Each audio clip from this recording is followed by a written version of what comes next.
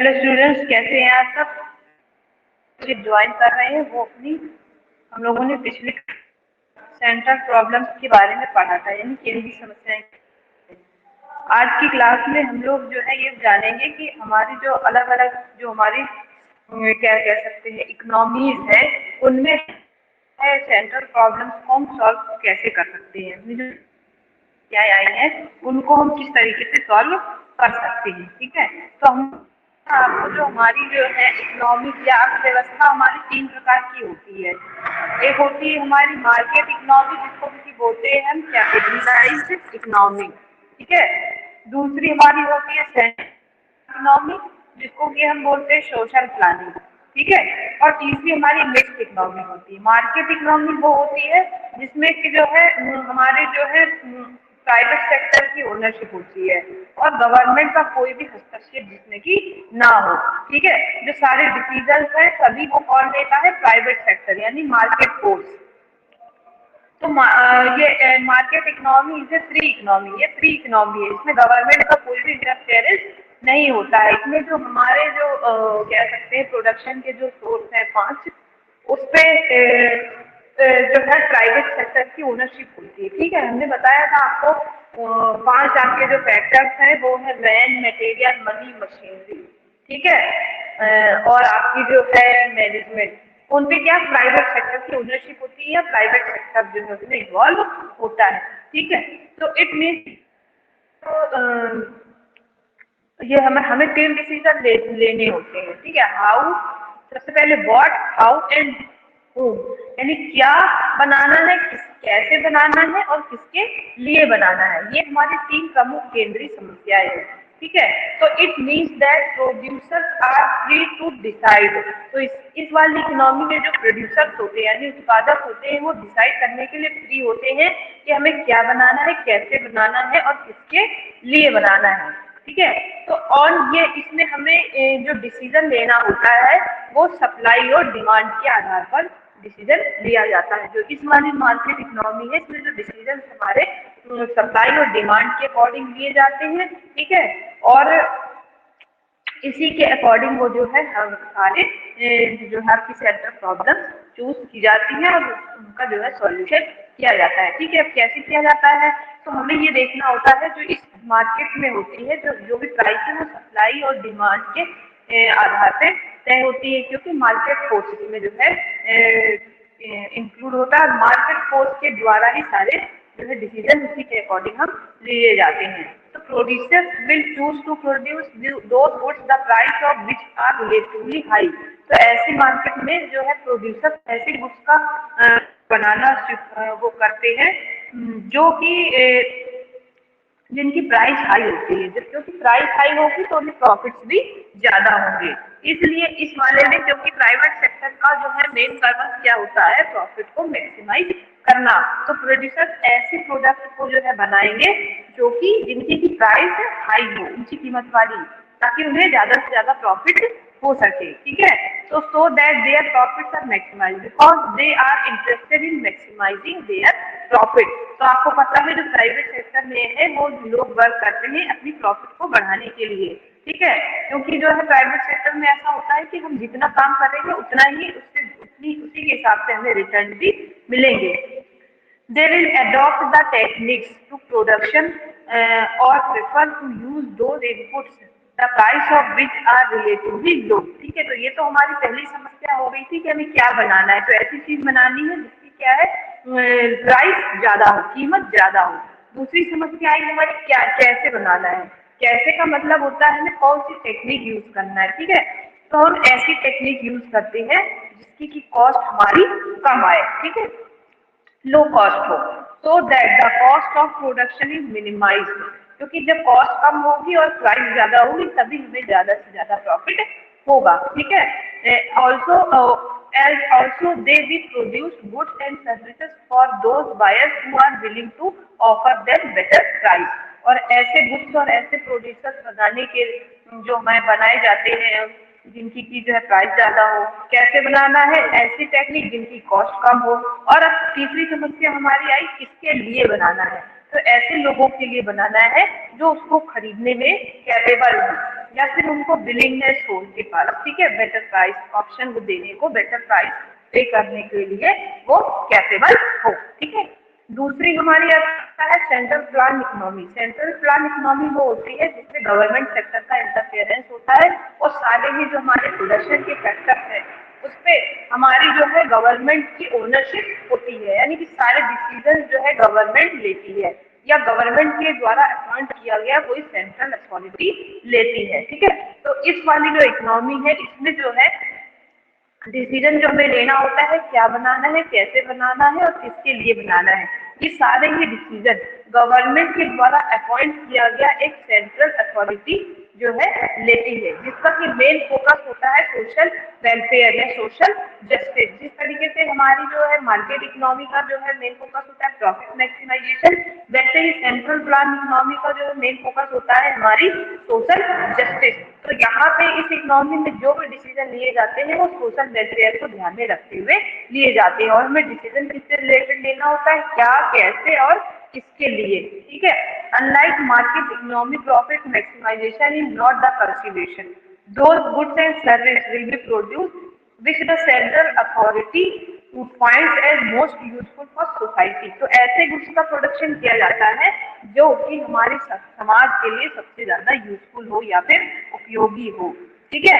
जैसे कि आपने कोविड-19 जब आया था तो उस टाइम में आपने देखा था मास्क और सैनिटाइजर का जो है बहुत ज्यादा यूज हो रहा था, बहुत ज्यादा यूजफुलनेस बढ़ गई थी, तो उस टाइम पे उनका प्रोडक्शन भी बढ़ गया था, ठीक है। और the technique of production will be adopted which is socially most in a situation of mass employment, ठीक है, अनएम्प्लॉयमेंट। ऐसी टेक्निक्स का हमें यूज करना है जिससे कि हमारा सामाजिक जो है जस्टिस हो, सामाजिक न्याय हो या वेलफेयर हो और अनएम्प्लॉयमेंट जो है खत्म हो, ठीक है। तो ऐसे तो है, ऐसे ये क्या करना होता है, हमें लेबर इंटेंसिव गुड्स या इंटेंसिव टेक्नोलॉजी को हम यूज करेंगे तभी जो है हमारा अनएम्प्लॉयमेंट खत्म होगी, क्योंकि हमारा क्या पर्पस है, सोशल वेलफेयर, ठीक है। तो क्या बनाना है, तो ऐसी चीज बनाना है जो सोसाइटी के लिए सबसे ज्यादा यूजफुल हो, ऐसी टेक्निक यूज करना है जिससे कि जो है समाज में जो है अनएम्प्लॉयमेंट को कम किया जा सके। और तीसरी किसके लिए बनाना है, तो ऐसे सेक्शन के लिए बनाना है या ऐसे लोगों के लिए बनाना है जो उसको लो कॉस्ट में या लो प्राइस में देने में खरीदने को तैयार हो, या जो कि जिनके पास की इनकम कम हो या जिनकी जो है कम अर्निंग्स हो उनके लिए जो है सस्ती कीमतों पे चीप एंड बेस्ट चीजें बनाई जाती हैं। तो ऐसे लोगों के लिए बनाना है जो जिनकी जो है कम इनकम हो, जिनको जैसे जैसे वो सफरिंग फ्रॉम हंगर है ना और starvation even if it lead to loss, ठीक है। तो जब हमारे समाज में या अर्थव्यवस्था में लॉस चल रहा हो तो ऐसे समय में जिनको की कमी है, जिनके पास संसाधनों की कमी है, तो उनके लिए ऐसी चीपर चीजें बनाई चाहिए। मतलब चीपर का मतलब यहाँ पे है कि जो सस्ती चीजें, ठीक है। अच्छा, तीसरी इकोनॉमी हमारी आई मिक्स्ड इकोनॉमी। मिक्स्ड इकोनॉमी में क्या होता है कि जो हमारे दोनों ही अर्थव्यवस्थाओं के गुण और दोष में मौजूद होते हैं, ठीक है, चाहे वो मार्केट इकोनॉमी हो चाहे आपकी सेंट्रली प्लान इकोनॉमी हो। तो हमें क्या करना होता है, जो हमारी मिक्स्ड इकोनॉमी है कंबाइंस द मेरिट्स, ठीक है, मतलब उसके जो मेरिट्स यानी गुणों को हमें देखना है, लेना है, ऑब्जर्व करना है और उसके अवगुणों को जो है अवॉइड करना है, उससे ध्यान हमें हटाना है, ठीक है। तो decision regarding what, how and for whom to producers are taken on the basis of market force as well as on the basis of social consideration, ठीक है। तो मार्केट फोर्स के द्वारा जो है और जो हमारा सोशल कंसिडरेशन या वेलफेयर का जो पर्पस है, इन दोनों को ही ध्यान में रखा जाता है ऐसी इकोनॉमी में, क्योंकि ऐसे में क्या होता है हमारा प्राइवेट सेक्टर और हमारी पब्लिक सेक्टर दोनों ही विद्यमान होते हैं। तो ऐसे एरिया जहाँ पे जो है हम लाभ प्रॉफिट ज्यादा कमा सके प्रोडक्शन के थ्रू, वहाँ पे हमारा प्रॉफिट मैक्सिमाइजेशन का पर्पस रखा जाता है और इसके अकॉर्डिंग हम डिसीजन लेते हैं। और कुछ ऐसे अदर एरियाज हैं जहाँ पर जो है डिसीजन जो है सोशल वेलफेयर को ध्यान में रख के लिया जाता है, ठीक है।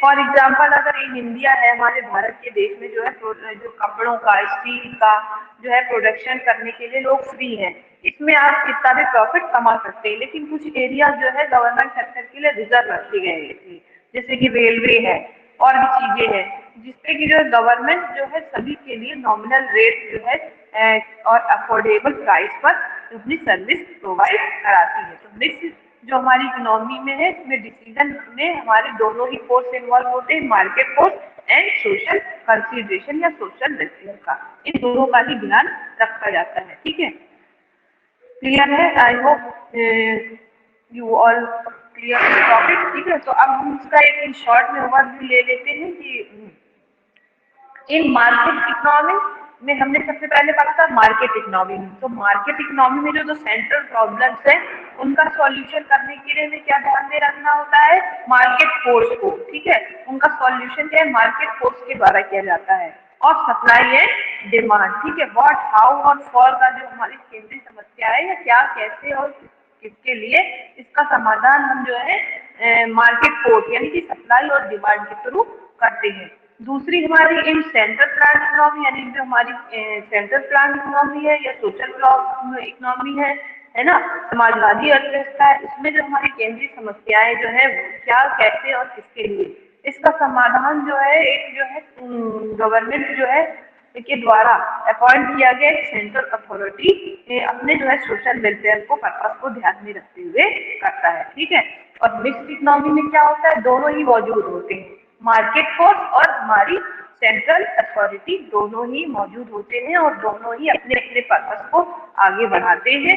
यानी कि जो हमारा जो है प्राइवेट सेक्टर है वो मार्केट फोर्स के अकॉर्डिंग डिसीजन लेगा, और जो हमारी जो है गवर्नमेंट सेक्टर है वो हमारी सेंट्रल अथॉरिटी और सोशल वेलफेयर को ध्यान में रखते हुए कोई भी डिसीजन लेगी। ठीक है, अब हमारा नेक्स्ट टॉपिक आ रहा है प्रोडक्शन पॉसिबिलिटी कर्व। ठीक है, तो प्रोडक्शन का मतलब आप जानते हैं कि प्रोडक्शन का मतलब होता है किसी भी वस्तु को बनाना। ठीक है, प्रोडक्शन करना, उसको जो है इसका निर्माण करना। पॉसिबिलिटी का मतलब होता है संभावना।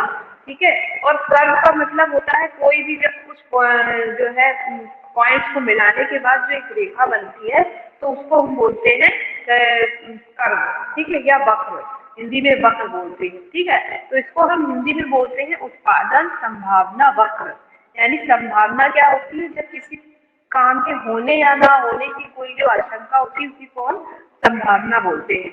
ठीक है, तो प्रोडक्ट जो उत्पादन संभावना कर्व है या वक्र है, ये उन दो या दो से अधिक वस्तुओं के विभिन्न कंबाइनेशन या संयोगों को प्रदर्शित करने वाली रेखा होती है, जिन्हें एक उत्पादन संस्थान या अर्थव्यवस्था में दिए हुए संसाधनों और तकनीकी ज्ञान के द्वारा एक समय विशेष पर उत्पादित किया जाता है।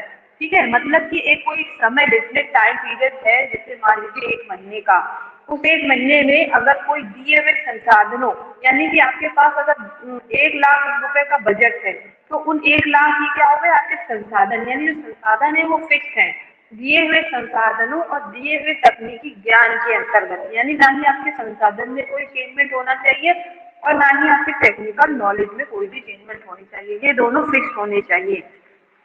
इन दोनों के फिक्स होने पर एक टाइम पीरियड होता है, उस टाइम पीरियड में 2 या 2 से अधिक वस्तुओं का जो कंबाइनेशन होता है, उनके प्रोडक्शन का जो संभावित संयोग हो सकता है, उसी के जब हम एज ए लाइन में बनाते हैं तो उसको हम क्या कहते हैं? Production possibility curve. ठीक है, फॉर एग्जाम्पल अगर मान लीजिए आपके पास 1 लाख रुपए का बजट है और उसमें आपसे कह दिया जाए आपको कपड़ा भी बनाना है और गेहूं का प्रोडक्शन भी करना है, 2 चीजें बनानी है, लेकिन आपका बजट नहीं बढ़ाया जाएगा, उतने ही रखने हैं, और जो भी आपको टेक्नोलॉजी दी गई है वो भी फिक्स है। तो आपको ये करना, तो ये होता है कि जैसे अगर हम एक प्रोडक्ट के प्रोडक्शन को बढ़ाना चाहेंगे तो दूसरे के प्रोडक्शन को हमें कम करना पड़ेगा। ठीक है, और अगर हम दूसरे के प्रोडक्शन को बढ़ाएंगे तो पहले के प्रोडक्शन को कम किया जाता है। ठीक है, तो production possibility curve is a curve showing alternative production possibilities of two goods, है ना। तो प्रोडक्शन पॉसिबिलिटी कर्व या उत्पादन संभावना कर्व एक ऐसा कर्व है जो दो विभिन्न वस्तुओं के अल्टरनेटिव प्रोडक्शन की पॉसिबिलिटीज को शो करता है। ठीक है, और जबकि क्या हो हमारे रिसोर्सेज दिए हुए हो और टेक्नोलॉजी भी दी हुई हो, फिक्स हो। ठीक है, तो इसको हम प्रोडक्शन बाउंड्री भी कहते हैं या प्रोडक्शन फ्रंटियर भी कहते हैं। ठीक है, ये एक बाउंड्री फिक्स है, इस इतने संसाधनों में हम इतना ही प्रोडक्शन कर सकते हैं, अगर हम एक को बढ़ाएंगे तो दूसरे को घटाना पड़ेगा और दूसरे को बढ़ाने के लिए पहले के प्रोडक्शन को हमें कम करना पड़ता है। ठीक है, as will show the maximum possible production with the given resources. ठीक है, ओके। अब इस कर्व को हम ट्रांसफॉर्मेशनल कर्व भी कहते हैं। पहले हम एक कर्व देख लेते हैं, समझ लेते हैं।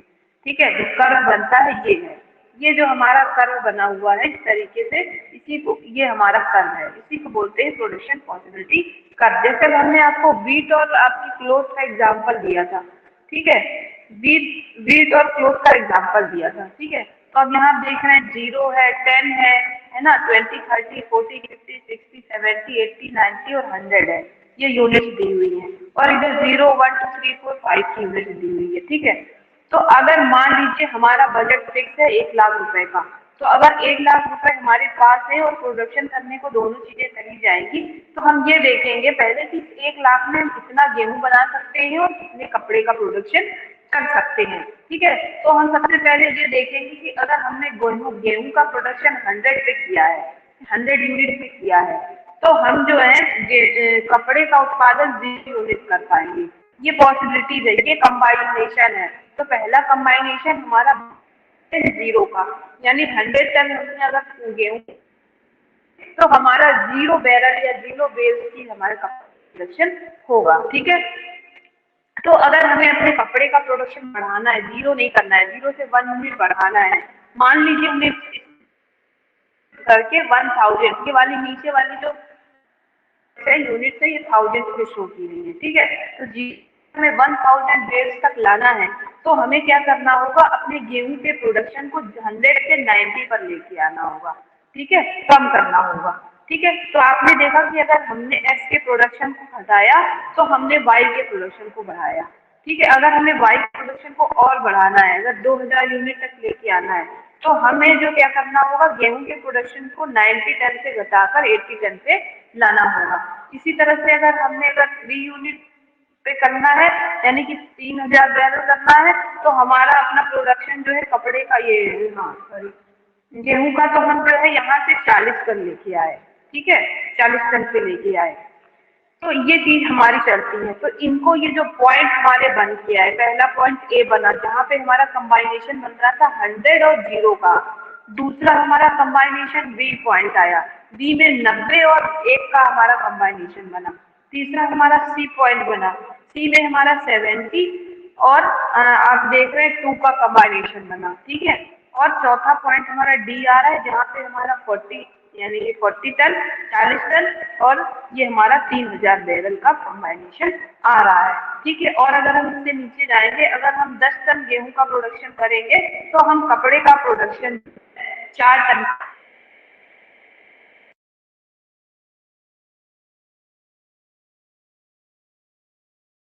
मिलाएंगे।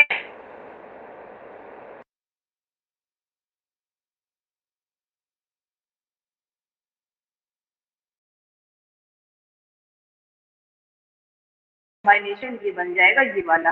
ठीक है, बीच में एक कंबाइनेशन और आ गया।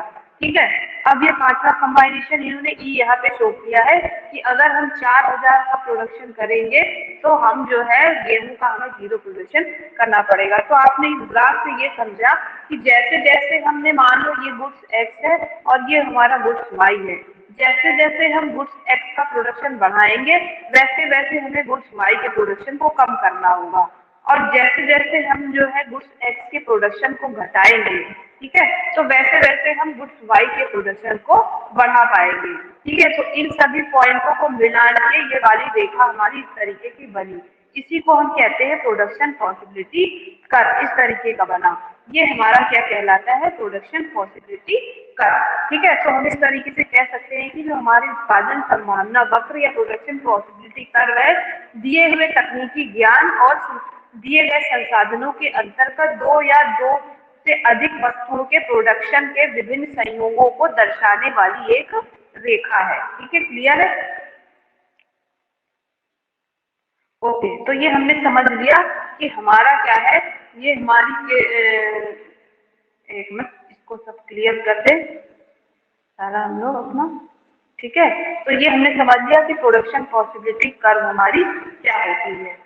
ठीक है, अब इसकी थोड़ी डिफिनेशन भी पढ़ लेते हैं हम लोग। ठीक है, फिर इसमें हम कुछ 2 पॉइंट्स बताएंगे, अटेनेबल और अनअटेनेबल पॉइंट्स क्या होते हैं, कि इनका क्या मतलब होता है। तो हमने जैसा कि आपको ये डेफिनेशन बता दी चुके हैं, अब हम ये आ रहे थे कि ट्रांसफॉर्मेशनल लाइन क्या होती है। ठीक है, इस कर्व को हम ट्रांसफॉर्मेशनल लाइन या ट्रांसफॉर्मेशनल कर्व भी कहते हैं, क्योंकि हम आपको बता चुके हैं कि अब क्या होता है कि अगर if because it indicates that if more of goods X is to be produced, then factor of production will have to be withdrawn from production of goods Y। यानी कि अगर हम गुड्स X के प्रोडक्शन यानी अगर गेहूं के production को बढ़ाएंगे तो जो संसाधन हमने गुड्स Y में लगा रखे हैं उसको निकाल के हमें गुड्स X में लगाना होगा, यानी हमारे रिसोर्सेज जो है गुड्स Y से ट्रांसफर होके गुड्स X में आए।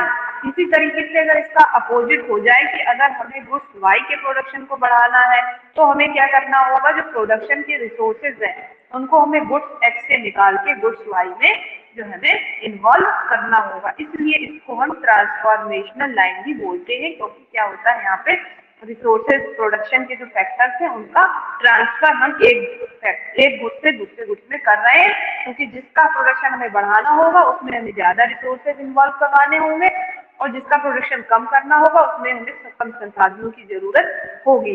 और दिए हुए तकनीकी ज्ञान और हमारे जो है रिसोर्सेज के माध्यम से रिसोर्सेज के अंतर्गत हम जो अगर एक प्रोडक्ट को बढ़ाएंगे प्रोडक्शन को तो दूसरे प्रोडक्ट के प्रोडक्शन को घटाना पड़ेगा। ठीक है, production possibility curve is a curve showing different combination of two goods which can be produced with the available resources on the assumption। ठीक है, production possibility curve is a curve showing different combination, ठीक है, of two goods which can be produced with a available resources on the assumption that। ठीक है, तो ये इसकी definition है जिसमें क्या assumption है, सबसे पहले कि रिसोर्सेज दिए हुए होने चाहिए और given resources are fully and efficient utilised होनी चाहिए।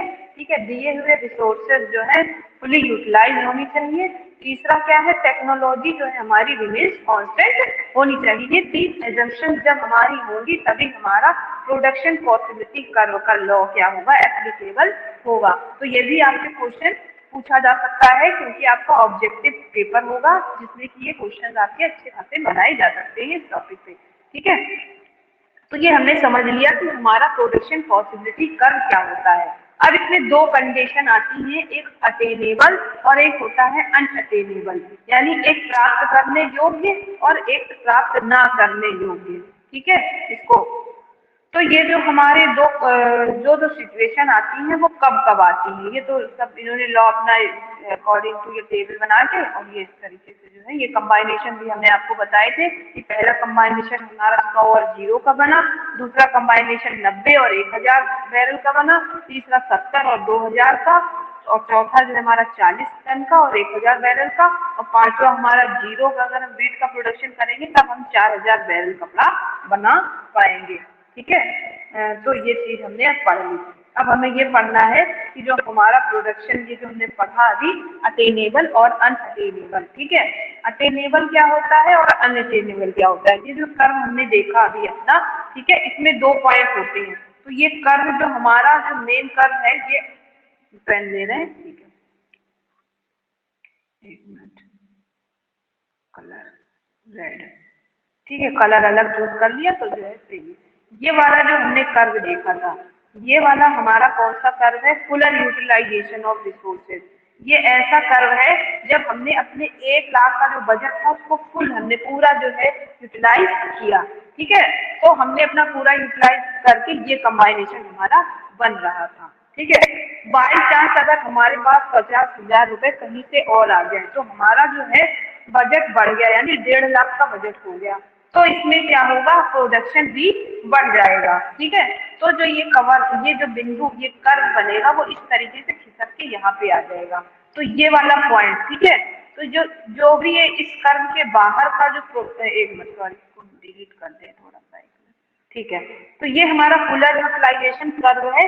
अब इस कर्व के बाहर का जो भी कोई भी पॉइंट है, अगर हमें यहाँ पे दे दिया गया है तो ये हमारे लिए अनअटेनेबल होगा, इसको कि हम प्राप्त नहीं कर सकते क्योंकि हमारे पास इतने रिसोर्सेज नहीं है। ठीक है, तो अगर 1 लाख से बजट से ज्यादा का आपको प्रोडक्शन का ऑफर आपके पास आ जाए तो आप कहोगे ये हमारे लिए अनअटेनेबल है, जिसको कि हम प्राप्त नहीं कर सकते, फुलफिल नहीं कर सकते हैं।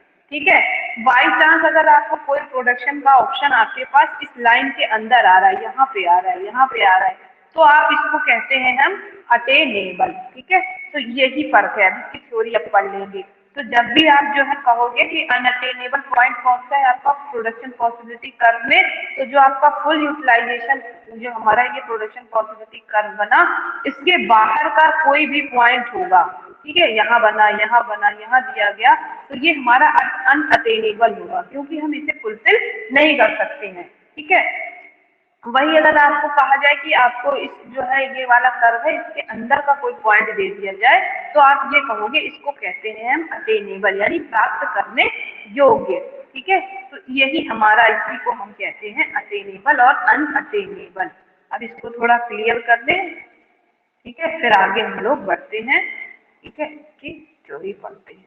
ठीक है, अच्छा, ये इसी को, हाँ, अब ये है, देखिए, अटेनेबल और unattainable कंबाइनेशन of output, all the points on PPC, है ना, और इनसाइड द पीपीसी। तो जितने भी पॉइंट हो जो पीपीसी यानी प्रोडक्शन पॉसिबिलिटी जो कर्व हमने देखा था, ठीक है, जो हमारा इस तरीके से बन रहा था, जो हमारा इस तरीके से बन रहा था, ठीक है, इसके जो है इसके ऊपर कोई भी पॉइंट हो और या इसके अंदर कोई भी पॉइंट हो, तो वो क्या होता है, अटेनेबल कंबाइनेशन होता है। ठीक है, क्योंकि हम उससे क्या कर सकते हैं, फुलफिल कर सकते हैं। और इसी कर्व, जैसे ये कर्व बना है, इस कर्व के बाहर का कोई भी पॉइंट होगा, यहाँ है, यहाँ है, ये होता है हमारा अटेनेबल, अनअटेनेबल, जिसको कि हम फुलफिल नहीं कर सकते हैं। ठीक है, तो ये all the points on PPC or inside the PPC are attainable combination of output and with the given resources and technology। और जो भी रिसोर्स और टेक्नोलॉजी हमारे फिक्स है, क्योंकि उसमें हमें चेंज नहीं करना है। जब चेंज करेंगे तो वो एक अलग कंडीशन बन जाएगी। अभी हम यही पढ़ रहे हैं कि जो पीपीसी फॉलो तभी होगा जब हमारी टेक्नोलॉजी और जो रिसोर्स है वो दिए हुए हों, उसमें कोई चेंज जो गिवन है वही रहे। ठीक है, thus any point on the boundary line or within the boundary line of output is point the show attainable combination। इस प्रकार से हम कह सकते हैं कि जो भी पॉइंट्स हैं जो हमारी बाउंड्री लेवल पे हो या बाउंड्री के अंदर हो, वो हमारी अटेनेबल होती हैं, जिसको हम प्राप्त कर सकते हैं, फुलफिल कर सकते हैं। और इसी प्रकार से any point outside the boundary line of production shows unattainable combination of output of two goods।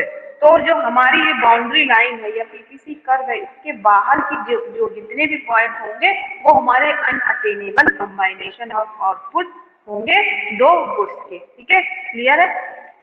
तो ये चीजें हैं कि हमने आज इतने पॉइंट डिस्कस किए अपने कि पीपीसी कर्व क्या होता है, ठीक है, इसके जो अटेनेबल पॉइंट क्या होता है, अनअटेनेबल पॉइंट क्या होते हैं, और इसके अजम्पशन पूछे जाएंगे। तो 3 अजम्पशन है कि हमारी जो है रिसोर्सेज गिवन होने चाहिए, रिसोर्सेज का फुल यूटिलाइजेशन होना चाहिए, तीसरा हमारी टेक्नोलॉजी भी फिक्स होनी चाहिए। ठीक है, अब नेक्स्ट हमारा टॉपिक आ रहा है shifting rotation of PPC curve. ठीक है, तो ये दो अलग अलग कंडीशन है, शिफ्टिंग अलग है और रोटेशन अलग चीज है।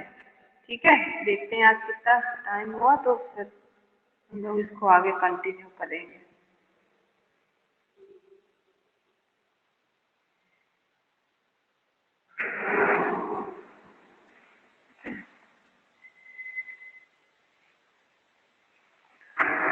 ठीक है, अच्छा, शिफ्टिंग और रोटेशन का मतलब होता है, थोड़ा सा हम लोग स्टार्ट कर देते हैं, फिर थोड़ा ये टॉपिक हमारा कल जो है पूरी तरीके से कवर होगा। The production possibility curve will be shift and rotate under the following condition। Shift का मतलब होता है एक जगह से खिसक के दूसरी जगह चले जाना, ठीक है, और रोटेट का मतलब है कि उसी जगह पे थोड़ा सा घूम जाना। ठीक है, तो ये कंडीशन हमारी कब होती हैं, शिफ्ट कब होगा हमारा पीपीसी कर्व, और ये कहते हैं इसको कि जब ये कैसे हमारा और कम होगा। ठीक है, तो जब रिसोर्सेज आर इंक्रीज, ठीक है, जब हमारे संसाधनों को बढ़ा दिया जाए। मान लो हमने जो अपना इससे पहले का एग्जांपल दिया था, ठीक है, जैसे ये कर्व आप देख रहे हो, पहले हमने एग्जांपल दिया था कि ये वाला हमारा मान लो 1 लाख टन का हमारे पास क्या है, वो है रिसोर्सेज है हमारे पास, ठीक है। ये रहा, ये रिसोर्सेज है 1 लाख टन का, ठीक है। तो हमारा ये बन रहा था कम्बाइनेशन। लेकिन अगर हमारे पास 50,000 रुपए और अधिक आ जाए, ठीक है, तो ये ऊपर चला जाएगा, हमारा कर्व खिसक के यहाँ पे चला आएगा, ठीक है। तो इसी को हम बोलते हैं शिफ्ट होना, ठीक है। जब हमारा पूरा कर्व शिफ्ट हो जाए, ठीक है, ये पूरा का पूरा खिसक के हमारा ऊपर की तरफ आ गया, तो इसको बोलते हैं शिफ्टिंग, ठीक है। तो ये कौन सी कंडीशन रहता है? If resources are increased we can produce more of the both goods, ठीक है। अगर हमारे जो है बढ़ा दिए जाए, कह सकते हैं बजट बढ़ जाए, हमारा रिसोर्सेज बढ़ जाए, तो हम दोनों ही प्रोडक्ट का ज्यादा प्रोडक्शन कर पाएंगे, ठीक है। इसलिए हमारा क्या होगा, पीपीसी कर्व जो है खिसक जाएगा, राइट साइड हमारा खिसक जाएगा। तो accordingly PPC shift to the right as show figure number 2 ये दे रहे हैं। तो हमारा पीपीसी कर्व किस तरफ की ओर हमारा शिफ्ट होगा, राइट की ओर शिफ्ट हो जाएगा, ये हमारा इस तरफ खिसकेगा ये पीपीसी कर्व, ठीक है। तो फर्स्ट कंडीशन हमारी क्या होगी, चेंज, जब हमारे रिसोर्सेज में चेंज होगा तब हमारा क्या होगा, पीपीसी कर्व जो है हमारी जो है शिफ्ट हो जाएगी राइट की ओर, हमारा ये पीपीसी कर्व खिसक जाएगा, ठीक है। नेक्स्ट हमारा दूसरा पॉइंट क्या आ रहा है कि रिसोर्सेज आर रिड्यूस, जब रिसोर्सेज आर रिड्यूस होंगे, यहाँ पे शिफ्ट होने की बात कही गई है। तो शिफ्ट में आपका जो है बढ़ भी सकता है और घट भी सकता है। तो जब हमारे रिसोर्सेज बढ़ रहे थे, इंक्रीज हो रहे थे, तो ये शिफ्ट हो गया, हमारा राइट साइड शिफ्ट हो गया पीपीसी कर्व, क्योंकि हमारे पास जब ज्यादा बजट होगा तो हम दोनों ही उसका ज्यादा है, हमारा रिसोर्सेज जो है क्या हो जाए, हमारा कम कर दिए जाए, ठीक है। रिसोर्सेज आर रिड्यूस हो, resources are reduce less of, अगर हमारे रिसोर्सेज ही कम हो जाए, संसाधन ही कम हो जाए, तो हम कम लोगों का प्रोडक्शन कर पाएंगे, जिसमें कि हमारे दोनों ही गुड्स के प्रोडक्शन में कमी हो जाएगी। इसलिए हमारा पीपीसी कर्व आप देख सकते हैं खिसक के हमारा नीचे की ओर चलाएगा। अगर हमारा ये था पीपीसी कर्व पहले, तो ये हमारा इस तरफ नीचे की ओर आ जाएगा और ये लेफ्ट की ओर हमारा शिफ्ट हो जाएगा। तो जब रिसोर्सेज इंक्रीज होंगे तो ये पीपीसी कर्व राइट की ओर शिफ्ट होगा, और हमारी जब रिसोर्सेज में कमी कर दी जाएगी, ठीक है, तो ये हमारा लेफ्ट की ओर शिफ्ट हो जाता है, ठीक है। तो पहला पॉइंट हमारा क्या था कि हमारे जो है चेंजमेंट किसमें किया जाए, रिसोर्स में दो चेंज होते हैं, एक इंक्रीज होगा और एक डिक्रीज होगा। अगर रिसोर्सेज इंक्रीज होंगे तो हमारा राइट साइड शिफ्ट हो जाए, अगर हमारे रिसोर्सेज में कमी आएगी तो हमारा पीपीसी कर्व क्या हो जाएगा, लेफ्ट। वो है कह सकते हैं फैक्टर है चेंज इन टेक्नोलॉजी। अगर टेक्नोलॉजी में चेंजमेंट होगी, ठीक है, होती है, हमने पढ़ा है शिफ्ट पढ़ना है और हमें रोटेशन पढ़ना है। तो शिफ्ट के टाइम में क्या हुआ, अगर रिसोर्सेज बढ़ेंगे तो दोनों ही गुड्स का प्रोडक्शन बढ़ेगा, तो हमारा जो है पीपीसी का शिफ्ट हो जाएगा। इंक्रीज हो रहा है तो राइट की तरफ शिफ्ट होगा, अगर हमारी जो है बजट में कमी आ रही है या रिसोर्सेज में कमी आ रही है तो हमारा लेफ्ट की ओर शिफ्ट हो जाएगा, क्योंकि दोनों ही गुड्स के प्रोडक्शन में क्या हो जाएगी, कमी हो जाएगी। दूसरा है हमारा चेंज इन टेक्नोलॉजी, ठीक है। तो जब हमारी टेक्नोलॉजी चेंज होती है तो क्या होगा, तो अगर टेक्नोलॉजी चेंज होगी तो एक साथ दोनों गुड्स की भी हो सकती है और एक साथ एक गुड्स की भी हो सकती है, ठीक है। अगर efficient technology for the production of goods x, अगर हमारे गुड्स एक्स की टेक्नोलॉजी में जो बढ़ोतरी होगी या कोई नई टेक्नोलॉजी आ जाएगी, तो क्या होगा कि हमारे गुड्स एक्स का प्रोडक्शन जो है इंक्रीज हो जाएगा, ठीक है। जिस चीज का हमारा जिस भी गुड्स का हमारा कह सकते हैं अगर टेक्नोलॉजी इंक्रीज होगी तो हमारा क्या होगा, उस गुड्स के जो है प्रोडक्शन में भी इंक्रीमेंट आ जाएगी। मान लीजिए इस तरफ हमारा गुड्स एक्स है और इस तरफ हमारा गुड्स वाई है। अगर गुड्स एक्स के लिए हमारे पास अच्छी टेक्नोलॉजी आ गई तो हमारा गुड्स वाई का प्रोडक्शन फिक्स रहेगा, यहीं पे रहेगा, और गुड्स एक्स का जो प्रोडक्शन यहाँ पर हो रहा था वो फिसक के यहाँ पे आ गया, बढ़ गया, ठीक है। तो क्या होगा, हमारा पीपीसी का ऐसे बन रहा था वो यहाँ आके ऐसे बन जाएगा। इस वाली कंडीशन को हम बोलते हैं रोटेट करना, ठीक है, रोटेशन। तो जब टेक्नोलॉजी के कारण कोई जो है हमारा शिफ्ट होता है या खिसकता है हमारा पीपीसी कर्व, तो उसको बोलते हैं रोटेशन। ठीक है, तो ये हमारी फर्स्ट कंडीशन हो गई।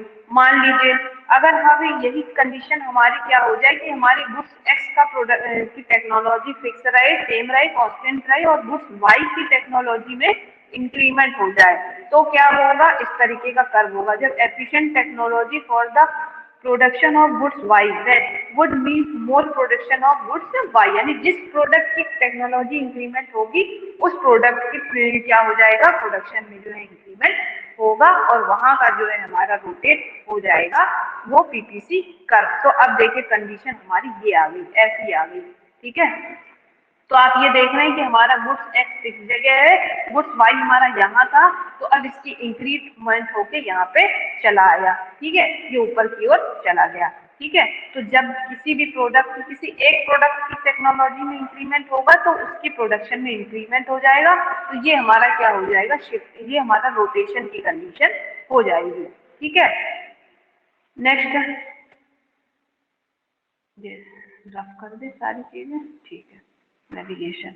अच्छा, अब नेक्स्ट आया हमारा, अगर हमारे दोनों ही गुड्स की टेक्नोलॉजी में बदलाव हो जाए, ठीक है, दोनों ही गुड्स की टेक्नोलॉजी क्या हो जाए, इंक्रीमेंट हो जाए, तो हमारा ये कंडीशन आ जाएगा कि दोनों गुड्स के प्रोडक्शन में इंक्रीमेंट हो जाएगा और ये यहाँ से खिसक के यहाँ पे आ जाएगा, तो ये हमारा शिफ्टिंग वाली कंडीशन आ गई। ठीक है, लेकिन हम इसको रोटेशन ही बोलेंगे क्योंकि हमारी टेक्नोलॉजी के कारण हो रहा है। तो जब भी किसी टेक्नोलॉजी के चेंज के कारण हमारी पीपीसी कर्व में जो चेंज आता है तो उसको हम क्या बोलते हैं, रोटेशन। और हमारी अगर रिसोर्सेज में बदलाव के कारण कोई चेंजमेंट आ रहा है तो उसको हम बोलते हैं शिफ्टिंग। ठीक है, तो यही फर्क है हमारे रोटेशन में और शिफ्टिंग में। ठीक है, तो ये पॉइंट आपका लिखा भी है, efficient technology for the production of both goods X and good Y. ठीक है, efficient technology for the production of both goods X and goods Y would mean greater production of both, है ना। अगर दोनों के ही टेक्नोलॉजी में increment होगी तो दोनों का ही प्रोडक्शन ज्यादा होगा। ठीक है, तो अब ये इन्होंने दे रखा है कि कुछ बेसिक प्रॉपर्टीज हैं जो हमारी पीपीसी कर्व की हैं। सबसे पहला क्या है, हमारा प्रोडक्शन जो है पॉसिबिलिटी पता चलती है हमारी इससे, और ये हमेशा स्लोप क्या होता है, डाउनवर्ड होता है। स्लोप डाउनवर्ड का मतलब होता है ये हमेशा नीचे की ओर आएगा। इस तरीके का जो बनता है इसको बोलते हैं स्लोप डाउनवर्ड, इस तरीके का। अगर यही हमारा अगर ऐसा बनता, मान लो इस तरह का जो कर्व होता है उसको बोलते हैं स्लोप अपवर्ड। डाउनवर्ड का मतलब होता है नीचे की ओर आना, और अपवर्ड का मतलब होता है ऊपर की ओर जाना। ठीक है, तो हमारा जो पीपीसी कर्व है वो हमेशा क्या होता है, डाउनवर्ड बनता है, ऐसे बनता है, नीचे की ओर आता है। तो इसकी फर्स्ट प्रॉपर्टी क्या है कि जो हमारा पीपीसी कर्व है वो कैसा बनता है, हमारा डाउनवर्ड बनता है। ठीक है, production possibility curve is concave to the point of origin. ठीक है, तो अब हमें ये समझना है कि पॉइंट ऑफ ओरिजिन, ये वाला जो पॉइंट है, ठीक है, इसको बोलते हैं पॉइंट ऑफ ओरिजिन। तो कॉन्केव कर्व की जो हमारा ये पीपीसी कर्व है की पहली क्या थी प्रॉपर्टी के, डाउनवर्ड बनता है, और दूसरी है कॉन्केव टू ओरिजिन। ठीक है, जो ये इस तरीके से आप देख रहे हैं गुफा टाइप से बन रही है, तो आप हमेशा ध्यान रखेंगे जब जिस ओर गुफा होती है इस तरफ का होगा तो इसे कॉन्केव बोलते हैं। ठीक है, तो हिंदी में इसको क्या बोलते हैं, वर्ड इसका हमें नहीं आ रहा है, आप लोग इसको गूगल कर लीजिएगा। तो ये जो हमारा पीपीसी कर्व है ओरिजिन के कॉन्केव कहा जाता है। ठीक है, और ओरिजिन वाला पॉइंट कौन सा है, तो ये वाला जो मेन पॉइंट है, ये पॉइंट इसको बोलते हैं पॉइंट ऑफ ओरिजिन। और इसके अगर ये ऐसे कर्व बन रहा है तो ये कॉन्केव टू ओरिजिन बोला जाता है, और अगर ये कर्व ऐसे उल्टा बन रहा होता तो इसे बोलते हैं कॉन्वेक्स टू ओरिजिन। ठीक है, ये ध्यान रखना है आपको। तो दूसरी प्रॉपर्टी हमारी हो गई क्या है, ये कॉन्केव टू ओरिजिन, ये दो ही इसकी मेन प्रॉपर्टी है। ठीक है, अच्छा, अब ये जो है टॉपिक हमारा है प्रोडक्शन पॉसिबिलिटी कर्व जो होता है, इसके थ्रू हम अपनी जो समस्याओं को कैसे सॉल्व करते हैं, कौन सी केंद्रीय समस्याओं को, ये हम लोग अपने कल के जो है इसमें पढ़े। देख लें, अच्छा कितना लंबा बच्चा है, तो इसे खत्म ही कर दे। चलिए, तो इसको खत्म ही कर देते हैं टॉपिक, क्यों थोड़ा सा रह जाए।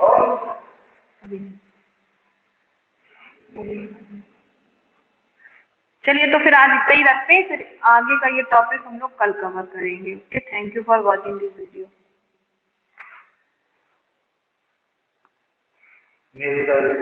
हो गए, खत्म हो गई। हाँ खत्म, 1 मिनट एग्जिट कर दे क्लास से।